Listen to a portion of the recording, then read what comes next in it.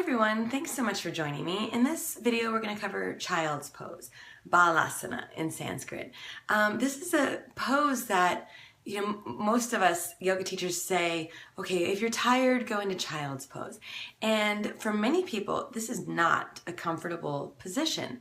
So I just want to show a couple of options and that might make it a little bit more comfortable just in case it's not your favorite pose, but so frequently offered as a resting pose and yet doesn't feel restful. So let's just explore a couple of options. You might find it helpful. I happen to have a bolster, okay, it sort of feels like a luxurious item in case you have that handy, or a couple of blankets, even a block might be helpful. So just show some variations and you'll see.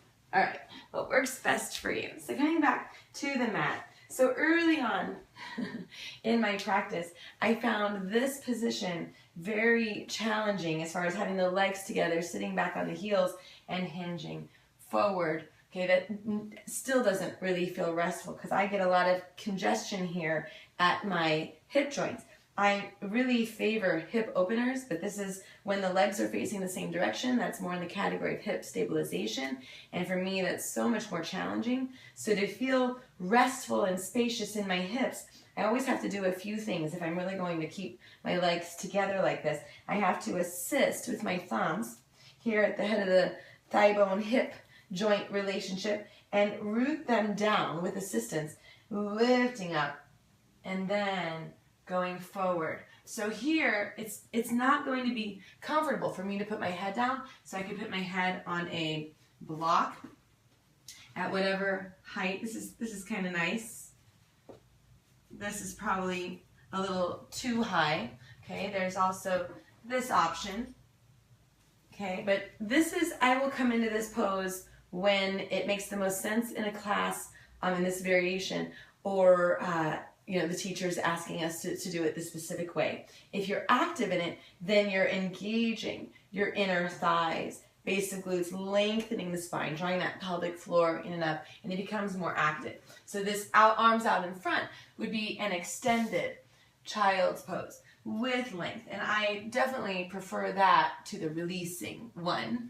Okay, if I'm going to really want to feel restful, then for me, I'm going to separate the knees out to the sides and come forward. And here I have a lot more sense of freedom.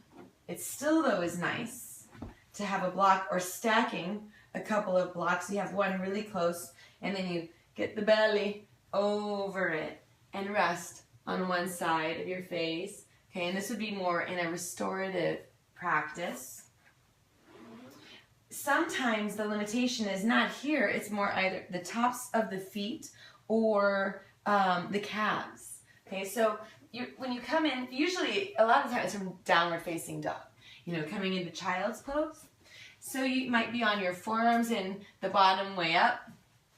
Again, you might rest on a block. So there's no requirement in child's pose that your seat is absolutely on your heels. You could also, for the sake of the tops of your feet, either cushion the mat, so double it up, quadruple it, okay, or have the tops of your feet, okay, and shins on a blanket with the toes hanging off.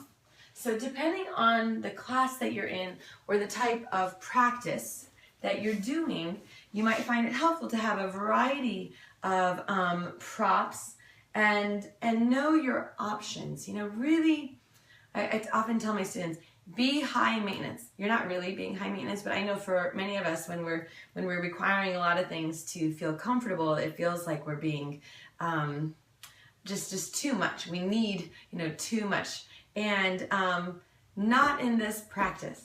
Okay, because in this practice, we want to get the most out of it. This is where we sort of fill our internal bank account. Okay, this is where we really get introspective and feel and observe, and we don't want to ignore the needs from within us. We want to at least know what they are.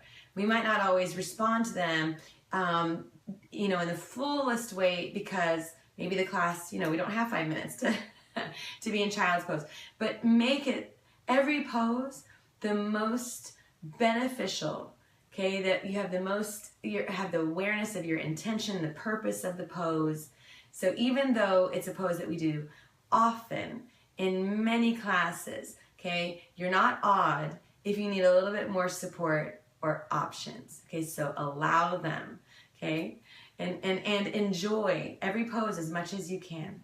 I hope that this was helpful. Have a wonderful day. Namaste.